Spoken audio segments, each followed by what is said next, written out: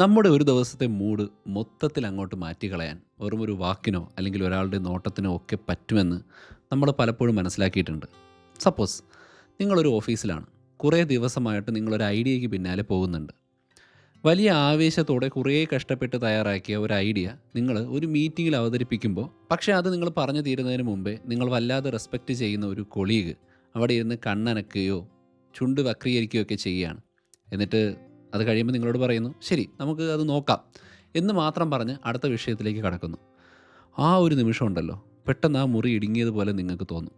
തോന്നിയിട്ടില്ലേ? അല്ലെങ്കിൽ മറ്റേതെങ്കിലും സിറ്റുവേഷനിൽ. കാരണം നമ്മൾ അത്രത്തോളം എഫേർട്ട് ഇട്ട് അത്രത്തോളം അപ്രീസിയേഷൻ കിട്ടുമെന്ന് പറഞ്ഞാണ് ആ മീറ്റിങ്ങിലേക്ക് പോകുന്നത്. പക്ഷേ ഇങ്ങനെ ഒരു സംഭവം ഉണ്ടായി കഴിഞ്ഞാൽ, അതായത് നിങ്ങളെ നെഗ്ലക്റ്റ് ചെയ്യുന്നു അല്ലെങ്കിൽ നിങ്ങളെ റിജക്റ്റ് ചെയ്യുന്നു എന്ന് തോന്നിക്കഴിഞ്ഞാൽ പിന്നെ അവിടെ എന്ത് നടന്നാലും ശ്രദ്ധിക്കാൻ പറ്റില്ല. ഭക്ഷണം കഴിക്കുമ്പോഴോ വൈകുന്നേരം വീട്ടിലേക്ക് പോകുമ്പോഴോ ഒക്കെ തന്നെ ആ ഒരു നോട്ടവും ആ ഒരു സംസാരവും നമ്മുടെ ആ ദിവസത്തെ മുഴുവൻ സ്പോയിൽ ചെയ്യും. സ്നേഹത്തോടെ നമ്മുടെ പ്രിയപ്പെട്ടവരായിട്ട് സംസാരിക്കാനോ നല്ല രീതിയിലൊന്ന് ചിന്തിക്കാനോ ഒന്നും പറ്റാത്ത രീതിയിൽ അന്നത്തെ ദിവസം തന്നെ പോയി. ഞാൻ ഈ പറഞ്ഞത് അത്ര മോശമായിരുന്നോ? അല്ലെങ്കിൽ ഞാൻ പറഞ്ഞ കാര്യത്തിൽ അത്ര വിലയൊന്നും ഇല്ലേ?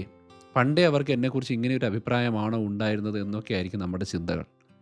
ഇനി ഇതിലും സിമ്പിളായൊരു കാര്യം എന്താണെന്ന് വെച്ചാൽ, നമ്മൾ റോഡിലൂടെ വണ്ടി ഓടിച്ചുകൊണ്ട് പോവുകയാണ്. അപ്പോൾ നിങ്ങൾ വണ്ടി ചവിട്ടി നിർത്തിയിട്ടും പെട്ടെന്ന് ഒരാൾ നിങ്ങളെ വെട്ടിച്ച് മുന്നിലേക്ക് കയറി. ആക്ച്വലി അയാളുടെ പ്രശ്നമാണ്, അങ്ങനെ ചെയ്യാൻ പാടില്ല. പക്ഷേ നിങ്ങൾ റിയർ വ്യൂ മിററിലൂടെ നോക്കുമ്പോൾ നിങ്ങൾ അയാളെ ഇടിച്ചില്ലല്ലോ എന്ന് ആശ്വസിക്കുന്നതിന് പകരം അയാൾ നിങ്ങളെ ആംഗ്യം കാണിച്ച് എന്തൊക്കെയോ ആക്രോശിക്കുന്നുണ്ട്. അതായത് നിങ്ങളോട് ദേഷ്യപ്പെടുന്നുണ്ട്. ആ സമയത്ത് നിങ്ങൾക്കൊരു പ്രത്യേക ദേഷ്യവും സങ്കടവും ഒക്കെ ഉണ്ടാവാറില്ലേ? അതും അല്ലെങ്കിൽ നമ്മൾ ഫോൺ ഉപയോഗിക്കുന്ന സമയത്ത് വാട്സപ്പിൽ നിങ്ങൾ സുഹൃത്തിന് പേഴ്സണലായിട്ടുള്ളൊരു മെസ്സേജ് അയക്കുന്നു, അല്ലെങ്കിൽ ഒരു തമാശ ഫോർവേഡ് ചെയ്യുന്നു. പുള്ളിക്കാരനത് കണ്ടു, ബ്ലൂ ടിക്ക് വീണു. പക്ഷേ 3 മണിക്കൂർ കഴിഞ്ഞു, 6 മണിക്കൂർ കഴിഞ്ഞു, ഒരു ദിവസം കഴിഞ്ഞു. നിങ്ങൾ പ്രതീക്ഷിച്ചില്ല അങ്ങനെ ഒരാൾ കണ്ടു കഴിഞ്ഞാൽ റിപ്ലൈ തരുമെന്നാണ് നിങ്ങളുടെ വിശ്വാസം. പക്ഷേ അയാൾ നമ്മളെ അവഗണിച്ചിരിക്കുന്നു. അപ്പോൾ നമ്മൾ ആ ഫ്രണ്ട്ഷിപ്പിൻ്റെ ഹിസ്റ്ററി മുഴുവൻ ഇരുന്ന് ചിന്തിക്കും. നമ്മൾ മുമ്പ് എന്തെങ്കിലും അവനോട് മോശമായിട്ട് പറഞ്ഞിട്ടുണ്ടോ? അല്ലെങ്കിൽ അവർക്കെന്നെ മടുത്തോ? ആക്ച്വലി നമ്മൾ ജീവിക്കുന്നത് കണ്ണിൽ കാണാത്ത കുറേ കെണികൾക്കിടയിലൂടെ നടക്കുന്നത് പോലെയാണ്. എപ്പോഴാണ് അടുത്ത റിജക്ഷൻ വരുന്നതെന്നോ അല്ലെങ്കിൽ എപ്പോഴാണ് ഒരാൾ നമ്മളെ അവഗണിക്കുന്നത് എന്നൊക്കെ പേടിച്ച് നമ്മൾ ഭയങ്കര അലേർട്ടായിട്ടായിരിക്കും ഇരിക്കുക. ഞാൻ എല്ലാവരെയും പറയുന്നില്ല, കുറേ പേര്. നമ്മൾ പോരാത്തവരാണെന്ന് എപ്പോഴും ജീവിതത്തിൽ നമുക്ക് തോന്നിയ ആ ഒരു ശരി സ്ഥാപിക്കാൻ നമ്മൾ പുതിയ കാരണങ്ങൾ ഇങ്ങനെ കണ്ടുപിടിച്ചുകൊണ്ടിരിക്കും.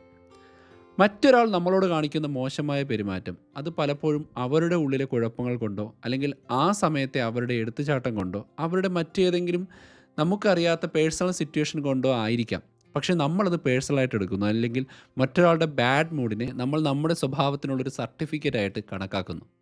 ഇതാണ് ഇവിടുത്തെ പ്രശ്നം. ശരിക്കും ഇതൊരു വല്ലാത്തൊരവസ്ഥയാണ്. നമ്മളൊരു വലിയ ബാഗും തൂക്കി നടക്കുന്നു. വഴിയിൽ കാണുന്നവർ ഓരോ കല്ലെടുത്ത് നമ്മുടെ ബാഗിലേക്ക് ഇടുന്നു. അങ്ങനെ അവസാനം ആ ബാഗ് തൂക്കി നടക്കാൻ വയ്യാതെ നമ്മൾ തളരുമ്പോൾ ആ കല്ലിട്ടവർ എപ്പോഴേ അത് മറന്ന് കളഞ്ഞിട്ടുണ്ടാവും. പക്ഷെ നമ്മൾ മാത്രം ആ ഭാരവും പേറി ഇങ്ങനെ നടക്കുന്നു. എന്തിനാണ് നമ്മളിത് ചെയ്യുന്നത്? ഈ കല്ലുകൾ താഴെ കളയാൻ നമുക്ക് പറ്റില്ലേ? ഇതിനെക്കുറിച്ചാണ് ഞാനിന്ന് നിങ്ങളോട് ആഴത്തിൽ സംസാരിക്കുന്നത്. ബാക്കിയുള്ളവർ നിങ്ങളുടെ മകളിൽ ഏൽപ്പിക്കുന്ന ഭാരം ചിലപ്പോൾ അത് അവർ അറിഞ്ഞുകൊണ്ടായിരിക്കില്ല ചെയ്യുന്നത്. പക്ഷേ നമ്മളതിനെ വളരെ പേഴ്സണലായിട്ട് എടുക്കുകയും അതിൻ്റെ പേരിൽ നമ്മുടെ മാനസികാരോഗ്യവും അന്നത്തെ ദിവസവും നമ്മുടെ സമാധാനവും നഷ്ടപ്പെടുകയും ചെയ്യുന്നു. ആക്ച്വലി പേഴ്സണലായിട്ട് പറഞ്ഞാൽ, പണ്ട് ഞാൻ വിചാരിച്ചിരുന്നത് ചെറിയ കാര്യങ്ങളിൽ പോലും ശ്രദ്ധിക്കുക എന്ന് പറയുന്നതും അതിൽ വിഷമിക്കുന്നതും എൻ്റെ ഒരു വലിയ ക്വാളിറ്റിയാണ് എന്നാണ്. മറ്റുള്ളവരുടെ ഉള്ളിൽ വരുന്ന മാറ്റങ്ങളെ എനിക്ക് ഐഡൻറ്റിഫൈ ചെയ്യാൻ പറ്റുന്നുണ്ടല്ലോ എന്നതായിരുന്നു എൻ്റെ സമാധാനം. എൻ്റെ കൂട്ടത്തിൽ നന്നായിട്ട് ഇടപെടുന്ന ഒരാൾ മാറി നിന്നാൽ ഞാൻ ഉടനെ നോട്ട് ചെയ്യും. അല്ലെങ്കിൽ എൻ്റെ ഒരു അധ്യാപകൻ എന്നോട് ദേഷ്യപ്പെട്ടാൽ അത് എൻ്റെ തെറ്റുകൊണ്ടാണെന്ന് ഞാനിരുന്ന് റിസർച്ച് ചെയ്ത് സോൾവ് ചെയ്യാൻ ശ്രമിക്കും.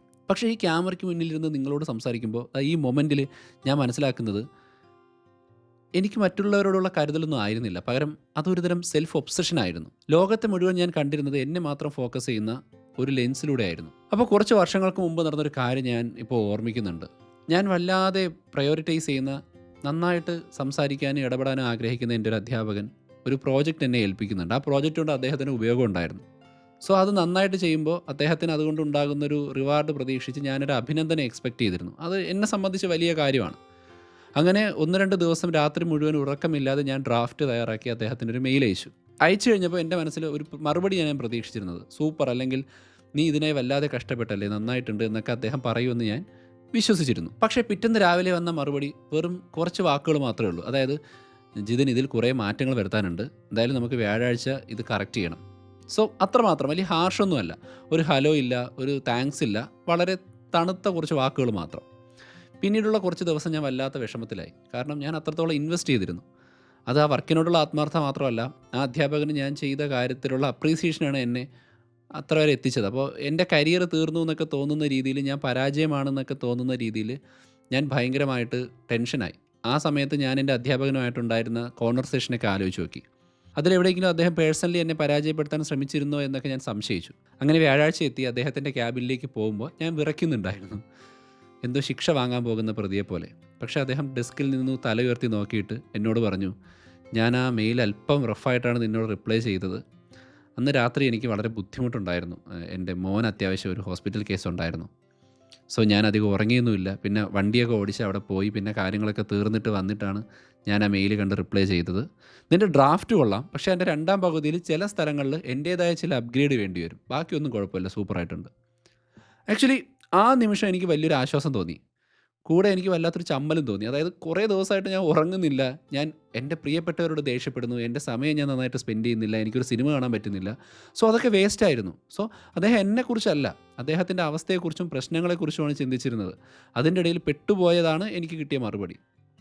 സോ ആക്ച്വലി നമ്മൾ അവിടെ ചോദിക്കേണ്ട ഒരു ചോദ്യമുണ്ട്. എന്തുകൊണ്ടാണ് നമ്മൾ എപ്പോഴും ഇങ്ങനെ ചിന്തിക്കുന്നത്? ലോകത്ത് നടക്കുന്ന എല്ലാ കാര്യങ്ങളും നമ്മളെ ഉദ്ദേശിച്ചാണ് എന്ന് എന്തിനാണ് നമ്മളിങ്ങനെ ഉറപ്പിച്ചു വയ്ക്കുന്നത്? ഇതിൻ്റെ ഉത്തരം കണ്ടെത്താൻ പല സയൻറ്റിഫിക് എക്സ്പ്ലനേഷനുകൾ ആവശ്യമുണ്ട്. ഞാൻ പലപ്പോഴും പറയുന്ന വീഡിയോകളിൽ റിപ്പീറ്റ് ചെയ്യുന്നൊരു കാര്യങ്ങളായിരിക്കും ഇതിലും വരിക. കാരണം നമ്മൾ വിചാരിക്കും നമ്മുടെ ഓരോ സ്വഭാവവും ഓരോ രീതിയിലാണ് ബ്രെയിൻ ക്രാഫ്റ്റ് ചെയ്യാന്ന്. പക്ഷേ ഇതിൻ്റെ ആകെ തുക എന്ന് പറയുന്നത് സം സെറ്റ് ഓഫ് റൂൾസാണ്. ചില പ്രത്യേക ബ്രെയിനിൻ്റെ സ്ഥലങ്ങളും അവിടെ ഉണ്ടാകുന്ന ചില ഫിനോമിനലുകളും അതുമായി ബന്ധപ്പെട്ട പഠനങ്ങളുമാണ് പലപ്പോഴും ബ്രോഡായിട്ടുള്ള പല വിഷയങ്ങൾക്കുള്ള മറുപടി. അതായത് ഓരോ വ്യക്തിക്കും ഉണ്ടാകുന്ന പ്രശ്നമോ നമുക്കുള്ള ജനറ്റിക്കൽ പ്രോബ്ലം ഒന്നുമല്ല, മറിച്ച് മനുഷ്യൻ എന്നുള്ള രീതിയിൽ നമ്മുടെ ഉള്ളിൽ പണ്ടേ സെറ്റ് ചെയ്യപ്പെട്ട സർവൈവൽ മെക്കാനിസങ്ങളാണ് ഇതിൽ വർക്ക് ചെയ്യുന്നത്. എവല്യൂഷൻ്റെ ഏറ്റവും വലിയ തെളിവ് നമ്മൾ കളക്റ്റീവായിട്ട് എങ്ങനെ ഈ ഒരു ലൂപ്പിൽ എത്തിപ്പെട്ടു എന്നുള്ളതാണ്. ഞാൻ എന്നും പറയുന്ന പോലെ ഗുഹകളിലും മറ്റും ജീവിച്ചിരുന്ന ആളുകൾ എപ്പോഴും സ്നേഹവും അംഗീകാരവും കിട്ടി ജീവിക്കാൻ വേണ്ടിയാണ് ആഗ്രഹിക്കുക. കാരണം കൂട്ടത്തിൽ നിന്ന് ഒറ്റപ്പെടുത്തി കഴിഞ്ഞാൽ ആ ജീവി അതിജീവിക്കില്ല, അല്ലെങ്കിൽ രക്ഷിക്കാൻ മറ്റാരും നമ്മുടെ കൂടെ വരില്ല. സോ നമ്മൾ മരിച്ചു പോകാൻ സാധ്യതയുണ്ട്. അതുകൊണ്ട് മാറ്റി നിർത്തപ്പെടുക എന്ന് പറയുന്നത് അപകട സൂചനയാണ്. അപ്പോൾ ഇന്നും നമ്മൾ ആ തലച്ചോറും കൊണ്ടാണ് ജീവിക്കുന്നത്. പഴയ രീതിയിൽ വിശ്വസിക്കുന്നു, വർക്ക് ചെയ്യുന്നു, എല്ലാവരിൽ നിന്ന് അപ്രീസിയേഷനും അംഗീകാരവും കിട്ടാൻ നോക്കുന്നു. അതായത് നമ്മുടെ തലച്ചോറിലെ ആൻറ്റീരിയർ സിംഗുലേറ്റ് കോർട്ടെക്സ് എന്ന് പറയുന്ന ഒരു ഭാഗമാണ് ഇത്തരം സോഷ്യൽ റിജക്ഷനുകളെ തിരിച്ചറിയുന്നത്. അതിൽ ഞാൻ പറഞ്ഞിട്ടുണ്ട്, നമുക്ക് യഥാർത്ഥത്തിൽ വേദന തോന്നുന്ന അതേ രീതിയിലാണ് റിജക്ഷൻ പെയിന് നമുക്ക് ഫീൽ ചെയ്യുക. ഒരാൾ നമ്മളെ പുച്ഛിച്ചാൽ നമ്മുടെ തലച്ചോറിനുണ്ടാകുന്ന വേദന നമ്മുടെ കൈ പൊള്ളുന്നത് പോലെയാണ് എന്ന അവസ്ഥ. സൂക്ഷിക്കുക, നമ്മൾ ഒറ്റപ്പെടാൻ സാധ്യതയുണ്ട്. സോ നമ്മൾ പ്രതീക്ഷിക്കുന്ന ഒരു മെസ്സേജിന് റിപ്ലൈ കിട്ടിയില്ല എന്ന് കരുതി ആരും പട്ടിണി കിടന്ന് മരിക്കില്ല, അണ്ടർസ്റ്റാൻഡ് ഇറ്റ്. പക്ഷേ നമ്മുടെ തലച്ചോറ് അത് മനസ്സിലാക്കുന്നത് ബുദ്ധിമുട്ടാണ്. സോ നമ്മുടെ ബുദ്ധി, നമ്മൾ കോൺഷ്യസ്ലി ചലഞ്ച് ചെയ്ത് വേണം അതിനെ ഓവർകം ചെയ്യാനായിട്ട്. ഇതിനോടൊപ്പം ചേർന്ന് നിൽക്കുന്ന മറ്റൊരു കാര്യമാണ് ഈഗോ സെൻട്രിക് ബയാസ്. നമ്മളെല്ലാവരും അവരവരുടെ ലോകത്തിൻ്റെ സെൻറ്ററാണ്. നിങ്ങളുടെ ജീവിതത്തിലെ 100% കാര്യങ്ങളും അനുഭവിക്കുന്നത് നിങ്ങൾ മാത്രമാണെന്ന വസ്തുതയുണ്ട്. അതുകൊണ്ട് തന്നെ നമ്മുടെ ചിന്തകൾ നമ്മളാണ് കേൾക്കുക, അല്ലാതെ വേറെ ആരും നമ്മളെ സപ്പോർട്ട് ചെയ്യാനില്ല. നമ്മൾ എത്ര വലിയ സ്നേഹിതനുണ്ട്, പാർട്ട്ണറുണ്ട് എന്ന് പറഞ്ഞാലും ലോകം മുഴുവൻ നമ്മളെ തന്നെയാണ് ശ്രദ്ധിക്കുന്നത് എന്ന് നമ്മൾ അറിയാതെ വിചാരിക്കുകയും എനിക്ക് ഞാൻ മാത്രമല്ലേ ഉള്ളൂ എന്ന് ചിന്തിക്കുകയും ചെയ്യും. നമ്മുടെ ഉള്ളിലെയുള്ള ഈ ഒരു ഇൻറ്റേർണൽ മോണോലോഗ് നമ്മൾ മറ്റുള്ളവരുടെ മുഖത്തേക്ക് വെറുതെ പ്രൊജക്റ്റ് ചെയ്ത് അവരെ കുറ്റപ്പെടുത്തി സമാധാനം കണ്ടുപിടിക്കരുത്. ഉദാഹരണത്തിന്, നിങ്ങൾക്ക് അല്പം തടി കൂടിയെന്ന് നിങ്ങൾക്ക് തോന്നുന്നു. വേണ്ടപ്പെട്ടവരൊക്കെ നിങ്ങളോടത് പറഞ്ഞു. നിങ്ങൾക്കതൊരു ഇൻസെക്യൂരിറ്റി ആണെന്ന് വിചാരിക്കുക. തടി കൂടിയതൊരു ഇൻസെക്യൂരിറ്റി ഒന്നുമല്ല, അത് പേഴ്സണൽ ചോയ്സാണ്. നമ്മുടെ ഹെൽത്തിനെ ബാധിക്കുന്ന രീതിയിൽ ഒബേസിറ്റിയൊക്കെ വന്നാൽ സൂക്ഷിക്കണമെന്ന് മാത്രം. പക്ഷേ നമുക്ക് വണ്ണം കൂടി റോഡിലൂടെ നടക്കുമ്പോൾ ദൂരെ നിന്ന് ഒരാൾ നമ്മളെ നോക്കി ചിരിച്ചു, അപ്പോൾ തന്നെ നമ്മൾ പറയും, കാരണം നമ്മുടെ ഉള്ളിൽ ഇൻസെക്യൂരിറ്റി ഉണ്ട്, അപ്പോൾ എൻ്റെ വണ്ണത്തെ നോക്കിയാണ് ചിരിക്കുന്നത് എന്ന് നമ്മൾ വിചാരിക്കും. സോ ഇതിൻ്റെ കൂടെ വരുന്ന ഒന്നാണ് നെഗറ്റിവിറ്റി ബയാസ്. അതായത് നമ്മൾ എത്ര നല്ല കാര്യങ്ങൾ, നമുക്ക് പ്രശംസകളും കാര്യങ്ങളും ഒക്കെ കിട്ടിയാലും നമുക്ക് ഏറ്റവും വൾണറബിൾ ആയിട്ടുള്ള കാര്യം ചെറിയ ചില മോശം കാര്യങ്ങൾ നമ്മൾ ശ്രദ്ധിക്കുക എന്നുള്ളതാണ്. അതായത് 10 പേർ നമ്മളെ പുകഴ്ത്തിയാലും ഒരാൾ കുറ്റം പറഞ്ഞാൽ ആ 10 പേരുടെ പുകഴ്ത്തലിനെ നമ്മൾ മറന്നിട്ട് കുറ്റപ്പെടുത്തലിനെ കുറിച്ച് ആലോചിച്ച് അത് സോൾവ് ചെയ്യാനോ അല്ലെങ്കിൽ അതിൽ ഡിപ്രസ്ഡ് ആവാനോ പോകും. വീഡിയോ പബ്ലിഷ് ചെയ്യുമ്പോൾ 100 പേര് ലൈക്ക് ചെയ്തിട്ട് അതിനിടെ 2 ഡിസ്ലൈക്ക് വന്നാൽ ഞാൻ ആലോചിക്കുക 2 ഡിസ്ലൈക്ക് എന്തുകൊണ്ട് വന്നു എന്നാണ്. 50 പേര് നല്ല കമൻറ്റ് പറഞ്ഞിട്ട് 5 പേര് എന്നെ കളിയാക്കി സംസാരിച്ചാൽ, അല്ലെങ്കിൽ വീഡിയോയിൽ കമൻറ്റ് ചെയ്ത് കഴിഞ്ഞാൽ, അല്ലെങ്കിൽ നെഗറ്റീവ് പറഞ്ഞാൽ എന്നെ അത് വല്ലാതെ പണ്ട് ബാധിക്കുമായിരുന്നു. ചുരുക്കത്തിൽ ഇതൊക്കെ നമ്മുടെ സിസ്റ്റത്തിലെ ഗ്ലിച്ചുകളാണ്. നമ്മൾ മറ്റുള്ളവരുടെ മനസ്സ് വായിക്കാൻ ശ്രമിക്കുന്നത് നമ്മുടെ സ്വന്തം പേടികൾ എഴുതി വെച്ച ഒരു ഡിക്ഷണറി വെച്ചാണ്. അത് പലപ്പോഴും തെറ്റായിരിക്കും എന്ന് നമ്മൾ മനസ്സിലാക്കാൻ പഠിക്കണം. ഓക്കെ, നിങ്ങൾക്ക് കേൾക്കുമ്പോൾ വിഷമം തോന്നുന്ന കുറച്ച് കാര്യങ്ങൾ ഞാൻ പറഞ്ഞു തരട്ടെ. പക്ഷേ ആക്ച്വലി ഈ കാര്യത്തിൽ നമ്മൾ അത്ര സ്പെഷ്യലൊന്നും അല്ല. അതായത് ഞാൻ നല്ല അർത്ഥത്തിലാണ് പറയുന്നത്. നമ്മൾ അനുഭവിക്കുന്ന ഈ വിഷമങ്ങളും റിജക്ഷനും പേടിയും ഒക്കെ തന്നെ നമുക്ക് മാത്രമുള്ളതാണ് എന്ന് നമ്മൾ വിചാരിക്കും. പക്ഷേ സോഷ്യൽ സൈക്കോളജി പറയുന്നത് നമ്മളെല്ലാവരും ഈ ലൂപ്പിൽ തന്നെ കുടുങ്ങിക്കിടക്കുന്നു എന്നുള്ളതാണ്. അതായത് ഈ കോർണർ യൂണിവേഴ്സിറ്റിയിൽ നടന്നൊരു ഫേമസ് സ്റ്റഡി ഉണ്ട്, സ്പോട്ട്ലൈറ്റ് എഫക്റ്റ്. ഞാൻ പല വീഡിയോസിലും പറയാറുണ്ട്. അതായത് എല്ലാവരും നമ്മളെ ശ്രദ്ധിക്കും, നമ്മളാണ് ഇതിൻ്റെ എല്ലാം സെൻറ്റർ, എല്ലാവരും നമ്മളെന്തെങ്കിലും തെറ്റ് ചെയ്താൽ കളിയാക്കും. പക്ഷേ ആക്ച്വലി നമ്മൾ എന്ത് തെറ്റ് ചെയ്താലും നമ്മളെ ആലോചിച്ച് അതിനെക്കുറിച്ച് ഓവർ തിങ്ക് ചെയ്ത് കളിയാക്കാൻ വരുന്ന ആളുകൾ വളരെ കുറവാണ്. ഒരു വലിയ ഗ്രൂപ്പ് എടുത്താൽ നമ്മളിനി എത്ര മുഷിഞ്ഞ ഡ്രസ്സ് ഇട്ടാലും എത്ര കോമാളി തരം കാണിക്കുന്ന സ്വഭാവം കാണിച്ചാലും അതിൽ 60% പേരൊന്നും നമ്മളെ മൈൻഡ് പോലും ചെയ്യില്ല. 80% ആളുകളും സ്വന്തം പ്രശ്നങ്ങളിൽ മുഴുകിയിരിക്കുകയാണ്. അവർക്ക് മറ്റൊരാളുടെ വേഷം നോക്കി ജഡ്ജ് ചെയ്യാനുള്ള നേരമില്ല. സോ നമ്മളല്ല സ്പോട്ട് ലൈറ്റ്. എല്ലാവരും അവരവരുടെ ഇരുട്ടി തപ്പുകയാണ്. ഓരോരുത്തരും അവരവരുടെ ടോർച്ച് കത്തുന്നുണ്ടോ എന്ന് നോക്കുന്ന തിരക്കിലാണ്. വേറൊന്നാണ് ഫണ്ടമെൻ്റൽ ആട്രിബ്യൂഷൻ എറർ. വാക്ക് ഭയങ്കര കോംപ്ലക്സ് ആയിട്ട് തോന്നും, പക്ഷെ സിമ്പിളാണ്. നമ്മളൊരു തെറ്റ് ചെയ്താൽ അതിൻ്റെ കുറ്റം സാഹചര്യങ്ങൾക്ക് കൊടുക്കുക എന്ന് പറയുന്നൊരു പ്രശ്നമുണ്ട്. ഞാൻ വൈകിയത് ട്രാഫിക് ഉള്ളത് കൊണ്ടാണെന്ന് അധ്യാപകരോട് പറയുന്ന കുട്ടികളുണ്ട്, അല്ലെങ്കിൽ ഓഫീസിൽ പറയുന്ന ആളുകളുണ്ട്, വീട്ടിൽ പറയുന്ന ആളുകളുണ്ട്. ഓക്കെ, റീസൺ ഉണ്ട്, നമ്മുടേതായിട്ടുള്ള റീസൺ അല്ല. നമ്മൾ സമയത്ത് എത്തണമെന്ന് ആഗ്രഹിച്ചിരുന്നു, നമ്മളൊരാളെ കാണാൻ ചെല്ലാമെന്ന് ഏറ്റു, പക്ഷേ ലേറ്റായി. പക്ഷേ നമ്മൾ എക്സ്പെക്റ്റ് ചെയ്യുന്ന മറ്റൊരാൾ നമ്മളോട് ഈ തെറ്റ് ചെയ്താൽ നമ്മൾ അവരുടെ സ്വഭാവത്തിൻ്റെ കുഴപ്പമാണെന്ന് പറയും. പക്ഷേ നമ്മൾ എക്സ്പെക്റ്റ് ചെയ്യുന്ന, നമ്മൾ ഇഷ്ടപ്പെടുന്ന, അല്ലെങ്കിൽ നമ്മൾ അറിയുന്ന, നമ്മളോട് വർക്ക് ചെയ്യുന്ന ഒരാൾ ഇതേപോലെ ലേറ്റായിട്ട് വന്നാൽ നമ്മൾ അവരോട് പറയും, നീ വൈകിയത് നിൻ്റെ സ്വഭാവ ദൂഷ്യമാണ്, നിനക്ക് ഒന്നിനോട് ആത്മാർത്ഥത ഇല്ലാത്തത് കൊണ്ടാണെന്ന് പറയും. ആക്ച്വലി നമുക്ക് സംഭവിച്ചപ്പോൾ അറിയാം, നമുക്ക് ആത്മാർത്ഥത ഉണ്ട്, സാഹചര്യങ്ങൾ കൊണ്ട് എത്താൻ പറ്റിയില്ല. വേറൊരാൾക്കും ആത്മാർത്ഥത കാണും, പക്ഷേ അപ്പോൾ നമ്മൾ ബാക്കിയുള്ളവരെ കുറ്റം പറയും.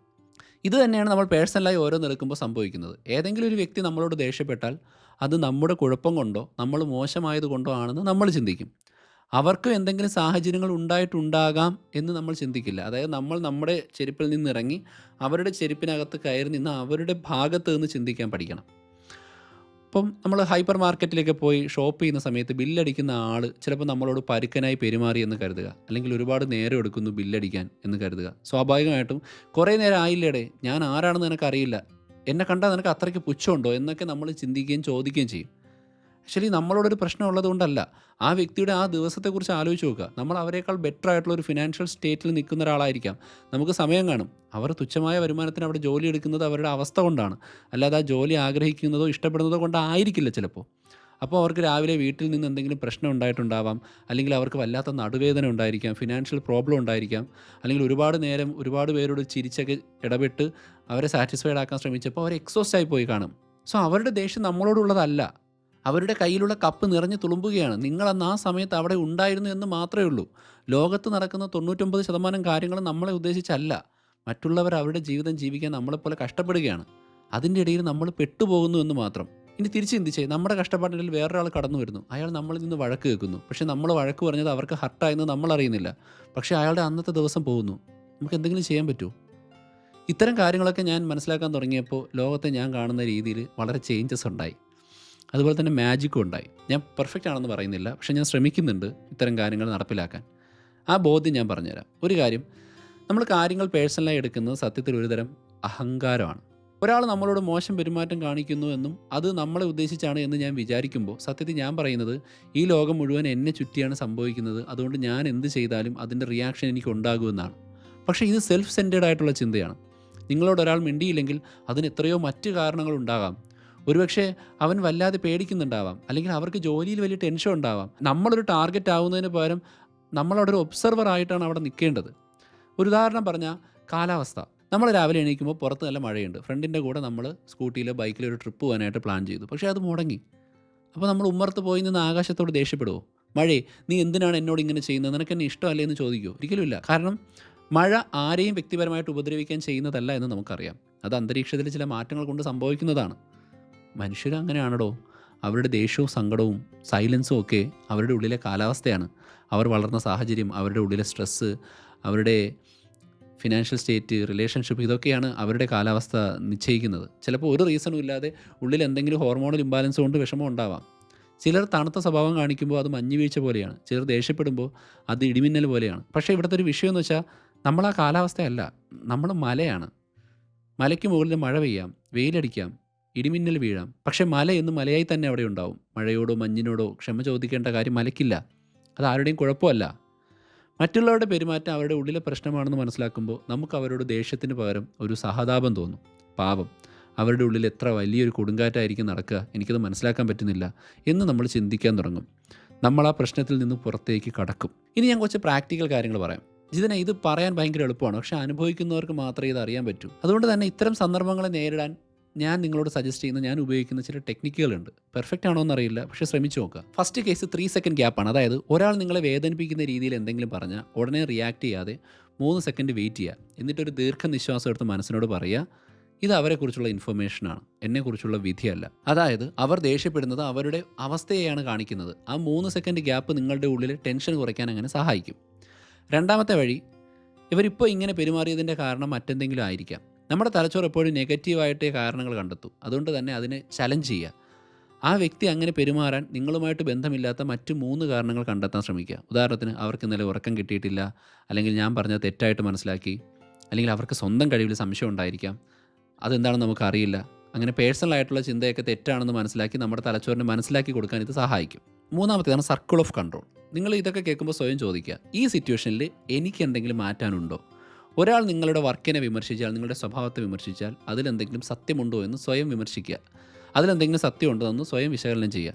ഒരു 2% എങ്കിലും സത്യം ഉണ്ടെങ്കിൽ അത് മാത്രം എടുക്കുക. ബാക്കി അവരുടെ ദേഷ്യത്തെയും ചീത്തവാക്കുകളെയും ഒക്കെ തന്നെ കളയുക. നിങ്ങൾക്ക് അവരുടെ സ്വഭാവത്തെ മാറ്റാൻ പറ്റില്ലടോ, പക്ഷേ നിങ്ങളുടെ പ്രതികരണത്തെ മാറ്റാൻ പറ്റും. നാലാമത്തെ വഴിയാണ് നമ്മുടെ സ്വന്തം കോമ്പസ് ബിൽഡ് ചെയ്യുക എന്നുള്ള. അതായത് നമുക്ക് നമ്മളെക്കുറിച്ചൊരു ബോധം ഇല്ലാത്തപ്പോഴാണ് മറ്റുള്ളവരുടെ വാക്കിന് പിന്നാലെ പോകുന്നത്. നമ്മുടെ വില എത്രയുണ്ട് എന്ന് മറ്റുള്ളവരോട് ചോദിച്ചുകൊണ്ടിരുന്നാൽ അത് അവർ കുറച്ചേ പറയൂ. നിങ്ങളെക്കുറിച്ച് നിങ്ങൾക്ക് ഉറപ്പുള്ള ചില കാര്യങ്ങൾ എഴുതി വയ്ക്കുക. ഞാൻ കഠിനാധ്വാനം ചെയ്യുന്ന ആളാണ്, ഞാൻ മറ്റുള്ളവരെ സഹായിക്കാൻ ശ്രമിക്കാറുണ്ട്. ആരെങ്കിലും നമ്മളെ മടിയൻ എന്ന് വിളിച്ചാൽ നിങ്ങളുടെ ഇൻറ്റേർണൽ കോമ്പസ് നോക്കി നമ്മൾ മടിയനല്ല എന്ന് ഉറപ്പുണ്ടെങ്കിൽ ആ വാക്ക് ഒരു തെറ്റായ വെതർ റിപ്പോർട്ടാണ് എന്ന് മാത്രം പറയുക. വെളിയിൽ നല്ല വെയിലുണ്ട് എന്ന് നിങ്ങൾ കാണുമ്പോൾ മഴയാണ് എന്ന് പറഞ്ഞ് ആരെങ്കിലും നിങ്ങളെ നിർബന്ധിച്ചാൽ നിങ്ങൾ കൂടെ എടുക്കുമോ? അതുപോലെ തന്നെ അവരുടെ വാക്കിനെയും കാണുക. ഓക്കെ, ഇനി കുറച്ച് കാര്യങ്ങളോട് ഞാൻ പറയാം. ഈ ലോകം നമ്മളെ അംഗീകരിക്കണമെന്ന വാശി ഉപേക്ഷിക്കുക. അങ്ങനെ വരുമ്പോൾ ഒരു സ്വാതന്ത്ര്യം കിട്ടും. കാര്യങ്ങൾ പേഴ്സണലായിട്ട് എടുക്കാതിരിക്കുക. എന്ന് വെച്ചാൽ ഒന്നിനോട് റിയാക്ട് ചെയ്യാതെ കല്ലായി മാറുക എന്നുള്ളതല്ല, മറിച്ച് ആളുകളെ അവരുടെ യഥാർത്ഥ രൂപത്തിൽ കാണാൻ തുടങ്ങുക. നമ്മുടെ ഈഗോയെ സംരക്ഷിക്കാൻ നമ്മൾ ഓടി നടക്കാതിരിക്കുമ്പോൾ മറ്റൊരാളുടെ ദേഷ്യത്തിന് പിന്നിലെ സങ്കടം നമുക്ക് കാണാൻ പറ്റും. ആക്ച്വലി നമ്മളെല്ലാവരും വലിയ ഭാരങ്ങളും പേര് നടക്കുകയാണ്. നമ്മൾ ആരും അറിയാത്ത സങ്കടങ്ങൾ, നമ്മൾ ആരോടും ഷെയർ ചെയ്യാത്ത, നമുക്ക് തന്നെ എക്സ്പ്രസ് ചെയ്യാൻ പറ്റാത്ത സങ്കടങ്ങൾ ഓരോരുത്തരുടെയും ഉള്ളിലുണ്ട്. പേഴ്സൺ എന്ന വാക്ക് വന്നത് പെഴ്സോണ എന്ന ലാറ്റിൻ വാക്കിൽ നിന്നാണ്. അതിൻ്റെ അർത്ഥം മുഖംമൂടി എന്നാണ്. നമ്മൾ പേഴ്സണലായിട്ട് എടുക്കുമ്പോൾ സത്യത്തിൽ നമ്മൾ ആരുടെ കൂടെയാണ് സംസാരിക്കുന്നത്? അവരുടെ ആത്മാവിനോടോ അതോ അവർ അന്ന് ധരിച്ച ആ ഒരു മുഖം മൂടിയോടോ ആണോ? നമ്മുടെ ഈ ചെറിയ ജീവിതം പ്രപഞ്ചത്തിൻ്റെ വലിയ സ്കെയിലിൽ വളരെ നിസ്സാരമാണ്. ഹോർഗെ ലൂയിസ് ഫോർഹസ് പറഞ്ഞ ലൈബ്രറി ഓഫ് ബോബൽ പോലെയാണ് ഈ ലോകം. അതിൽ കോടിക്കണക്കിന് അക്ഷരങ്ങളും വാചകങ്ങളും ഉണ്ട്. അതിൽ ആരോ ഒരാൾ നിങ്ങളെക്കുറിച്ച് പറഞ്ഞൊരു വാചകം ഒരു ചെറിയ പൊട്ടുപോലെ മാത്രമാണ്. നമ്മുടെ കാട്ടിൽ ജീവിക്കാനുള്ള സോഫ്റ്റ്വെയർ വെച്ച് നമ്മൾ ബഹിരാകാശത്തേക്ക് പോകാനായിട്ട് ശ്രമിക്കുന്നവരാണ്. അന്യഗ്രഹങ്ങൾ നമ്മളെ മനസ്സിലാക്കാൻ നമ്മൾ ആഗ്രഹിക്കുന്നവരാണ്.